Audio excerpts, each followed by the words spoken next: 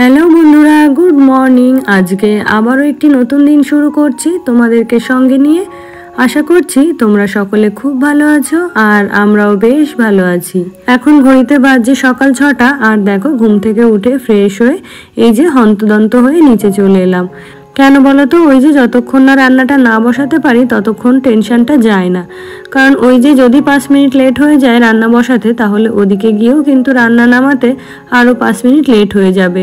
আর যেহেতু হাজব্যান্ডের একটু ট্রেন ধরার ব্যাপার থাকে, তো সেই জন্য ওকে ঠিকঠাক টাইমেই আর কি খাবারটা গুছিয়ে দিতে হয়। তো ভাতটা তো এখানে বসিয়ে দিলাম। তো এখন চলো আজকে কি রান্না বান্না হবে সেগুলো তোমাদেরকে একটু দেখিয়ে দিই। তো দেখো এখানে সরু সরু সজনে ডাঁটার সঙ্গে ঝিঙে, আলু, বেগুন কাটা হয়েছে। তো এটাকে মাছ দিয়ে রান্না করা হবে। আর এখানে মিষ্টি কুমড়ো আর আলু কাটা হয়েছে। আর এখানে রয়েছে পাবদা মাছ। তো এই মাছটা দিয়েই আজকে ঝোল রান্না করা হবে। আর এটাতে রয়েছে কিছু কাতলা মাছ। আর জানো তো, সবজিগুলো রাতে কাটা হলেও ওগুলোকে কিন্তু রাতে আর ধোয়া হয় না। তো এই যে রান্নার আগে আর কি সবজিগুলোকে খুব ভালোভাবে ধুয়ে নিয়েছি। আর তোমরা জানো আমার এই রেসিপি দেখে নাক সিটকাবে না, কারণ এই রেসিপিগুলো একটাও আমার নয়। আমি রান্না করি ঠিকই, কিন্তু করি শাশুড়ি মায়ের ইনস্ট্রাকশানে। তো এই রেসিপিগুলো শাশুড়ি মা যেভাবে বলে দেন, সবজি যেভাবেই কেটে দেন, আমি কিন্তু সেইভাবেই রান্নাটা করি।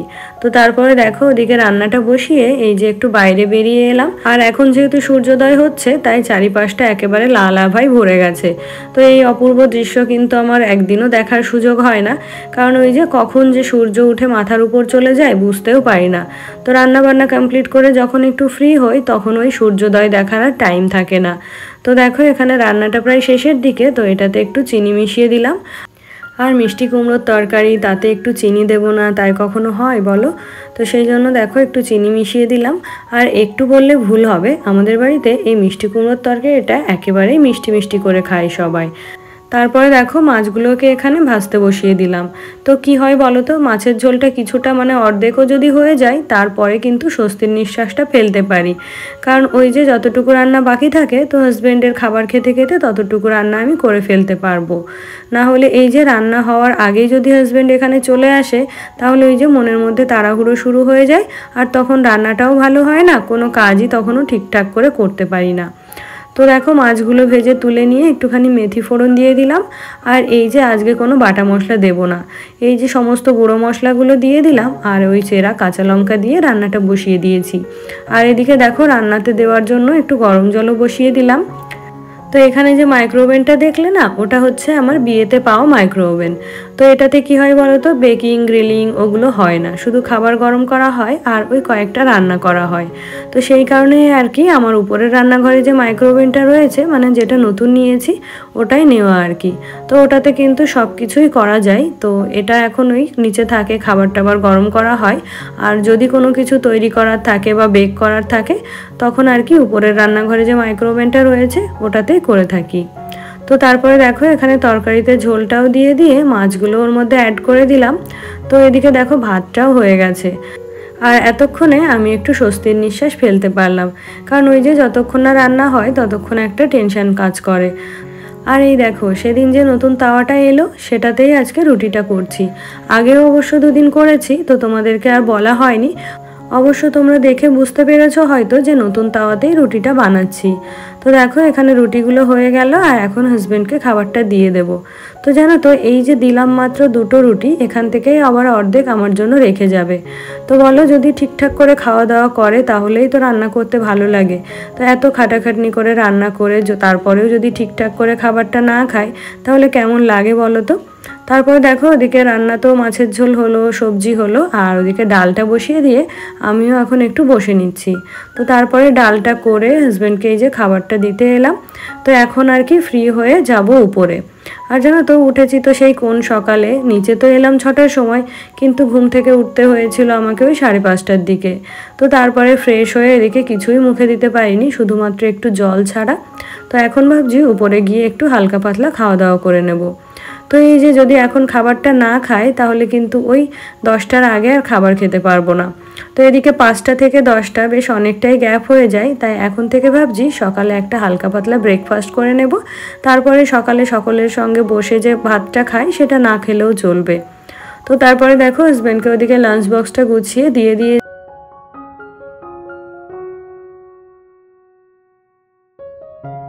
তারপরে দেখো এদিকে বাবা স্কুলে বেরিয়ে গেছে, আমরাও সকালের খাওয়া দাওয়া করে নিয়েছি। রান্নাঘরের সমস্ত কাজ গুছিয়ে এখন উপরে চলে এলাম। ওই উপরে আমার যে কাজগুলো থাকে সেগুলোই এখন গুছিয়ে নেব। তো এই দেখো বাবাইয়ের ব্যাগ গুছিয়ে দিয়েছিলাম, তারপরে দেখি ওর বুক শেলফটা ভীষণ অগোছালো হয়ে রয়েছে। তো যেহেতু স্কুলে বেরিয়ে গেছে আর ওর বাকি যে সমস্ত বই খাতাগুলো রয়েছে সেগুলোই আর কি এখন গুছিয়ে রেখে দিলাম। তো দেখো এখন এই যে বিছানাটাও ঝাড় দিয়ে নেব। তো সকালে ওই যে কোনো রকম বাসি ঘরটা ঝাড় দেওয়া হয়, তো এই বিছানাগুলো যদি ঝাড় দিয়ে নিচে যেতে যায় তাহলে কিন্তু অনেক দেরি হয়ে যায়। তো তখন আর কি তড়িঘড়ি করে এগুলো ঝাড় দেওয়া হয় না। তো এখন এই যে একেবারেই ফ্রি হয়ে গেছি, রান্নাবান্না কমপ্লিট হয়ে গেছে। তো এখন এই যে বিছানাটা ঝেড়ে নেব, মানে সমস্ত ঘরগুলো হালকা করে ক্লিন করে নেব। আর ওই অল্প কিছু জামা কাপড় আছে যেগুলো স্নানের সময় মেশিনে দিয়ে দিলে আমার স্নান হতে হতে ওগুলোও ধোয়া হয়ে যাবে। তো এই একটা ভীষণ সুবিধা হয়েছে আমার। আর মেশিনটাকে আমি জানো তো বাথরুমের মধ্যে রেখেছি, তো সেই জন্য ওই যে একদম লাস্ট যে জামাটা আমি ছাড়ি সেটাও কিন্তু আমি মেশিনে দিয়ে কেচে নিতে পারি। আমার গত ভিডিওতে সাথী পাল দিদিভাই লিখেছে তোমার শাখার কালেকশনগুলো খুব সুন্দর, শাখাগুলো কোথা থেকে নিয়েছো, অনলাইন নাকি অফলাইন, অ্যাড্রেসটা দিও প্লিজ। তো আমার ওই শাখাগুলো আমি ফেসবুকের একটা পেজ থেকে নিয়েছি। তো এই মুহূর্তে পেজটা আমি তোমাদেরকে মেনশন করতে পারছি না, কারণ ওনারের পারমিশন ছাড়া আমি কিন্তু ওই পেজটা তোমাদেরকে মেনশন করতে পারবো না। হ্যাপি ফ্যামিলি ব্লগ থেকে বোন লিখেছে নাইস দিভাই, আর জানো তো তোমাকে না সাজলেই বেশি ভালো লাগে, লাভ ইউ, ভালো থেকো। আচ্ছা ঠিক আছে বোন, তাহলে এখন থেকে একটু কমই সাজবো। আর কি বলো তো, ওই যে সাজতে ভালোবাসলেও সাজার সুযোগ কিন্তু খুব একটা হয়ে ওঠে না, ওই বাড়ি থেকে বেরোনোও হয় না। আর ওই যে বললাম এবছরে অনেকগুলো বিয়ের নিমন্ত্রণ পেলেও কিন্তু সব কটাতে যাওয়া হয়নি। তো এটা ছিল এবছরের আমার দ্বিতীয় বিয়ে বাড়ি, তাই একটু বেশিই সেজে ফেলেছিলাম আর কি। তো দেখো ওদিকের বেডরুমগুলো সব ঝেড়ে মুছে ক্লিন করে এলাম, আর এখন এই যে লিভিং রুমটাও গুছিয়ে নিচ্ছি। তো এই যে গতদিন যে আমার সোফাটা সুন্দর করে গুছিয়েছি, তো বাবাই কি করেছে বলো তো, স্কুল থেকে এসেই ওটার উপর দিয়ে লাফালাফি শুরু করেছে।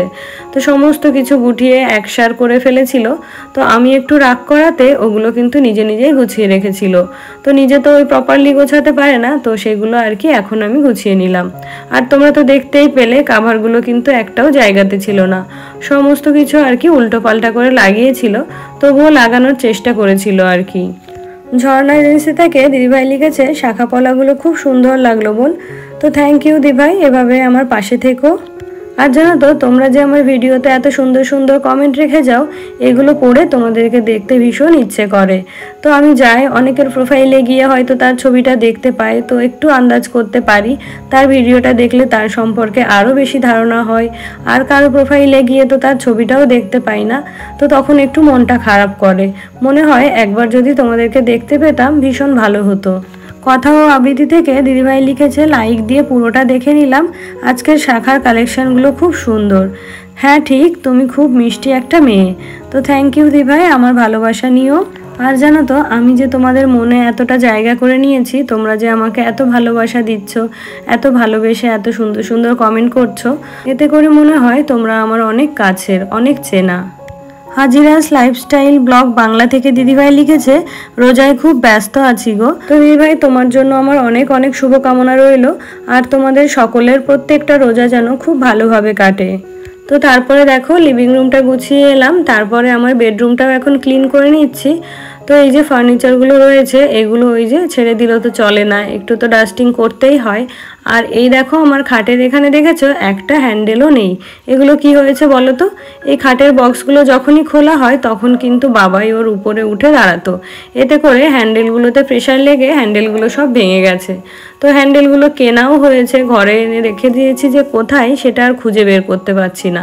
তো সেই জন্যই আর কি খাটের ওই পাল্লাগুলোতে হ্যান্ডেলগুলো আর লাগানো হচ্ছে না। তো তারপরে দেখো স্নানটা সেরে নিলাম, আর আজকে যেহেতু বৃহস্পতিবার তো সেই জন্য চুলটা আর ধুলাম না। তো কখনো সখনো হয়ে যায় বৃহস্পতিবারেও চুলটা ধুয়ে ফেলি। তো অনেককেই বলতে শুনেছি বৃহস্পতিবারে নাকি মাথার চুল ধুতে নেই বা জামা কাপড় কাচা ধোয়া করতে নেই। তো দেখো সেই জন্য চুলটা না ধুয়ে এমনি আর কি স্নান করে চলে এলাম। আর এখন ওই যে ঠাকুর ঘরে যাব তাই একটু সিঁদুর পরে নিচ্ছি। তো আমার গত ভিডিওতে জয়শ্রী দিদিভাই কমেন্ট করেছিল যে দিদিভাই ঠাকুর ঘরে ভেজা গামছা মাথায় দিয়ে আর কি যেতে নেই। তো সেই জন্য দেখো আমি তো ওটা আগে জানতাম না, আর এর আগে কখনো কিন্তু এই কথাটা আমাকে বলে দেয়নি। তো দেখো এখন আমি জানতে পেরেছি, তো এখন থেকে চেষ্টা করব ভেজা মাথায় মানে গামছা দিয়ে আর কি ঠাকুর ঘরে না আসার। তো তারপরে দেখো এখানে ঠাকুর পুজোর জন্য সমস্ত জোগাড় করে নিচ্ছি। আর ওই যে ঠাকুরের এই জোগাড় করাটাই হচ্ছে আসল। তো এটা যদি জোগাড় করে নেওয়া যায় তাহলে কিন্তু পুজো দিতে খুব একটা টাইম লাগে না। তো সমস্ত কাজ তো মোটামুটি গুছিয়ে নিয়েছি, আর এখন ঠাকুর ঘরে যতটা সময় থাকবো বেশ শান্ত মনেই থাকতে পারবো। পায়েল দিভাই লিখেছে আজকের ব্লগটাও যথারীতি খুব ভালো লাগলো। তো থ্যাংক ইউ দিভাই, এভাবেই আমার পাশে থেকো। তিথি মুখার্জি দিদিভাই লিখেছে দারুণ শাখাগুলো। তো থ্যাংক ইউ দিভাই। কৌশিকী সারাদিন থেকে দিদিভাই লিখেছে খুব ভালো লাগছে ভিডিওগুলো। তো থ্যাংক ইউ দিদিভাই, এভাবেই আমার পাশে থেকো। সুস্মিতা দিদিভাই লিখেছে সব মিলিয়ে কিন্তু আজকের ভিডিওটা খুব সুন্দর লাগলো। তো থ্যাংক ইউ দিদিভাই, আমার ভালোবাসা নিও। রিমা দাস দিদিভাই লিখেছে দিদি আমি তোমার পরিবারের নতুন সদস্য, অনেকগুলো ভিডিও দেখেছি, আমি বাংলাদেশে থাকি। অনেক অনেক ধন্যবাদ দিদিভাই তোমাকে, আর আমার চ্যানেলে তোমাকে স্বাগত জানাই। এভাবেই আমার পাশে থেকো। তাহলে দেখো ওই ভোর 5:30 থেকে এই দুপুর 1টার মধ্যে আমি কিন্তু আমার সংসারের সমস্ত কাজ কমপ্লিট করে নিলাম। আর এখন কিন্তু আমি নিজের মতো করে সময় কাটাতে পারবো। তাহলে বন্ধুরা আজকের ব্লগটি তবে এখানেই শেষ করছি। দেখা হচ্ছে নেক্সট ব্লগে। ততক্ষণে তোমরা সবাই ভালো থেকো, সুস্থ থেকো এবং সাবধানে থেকো।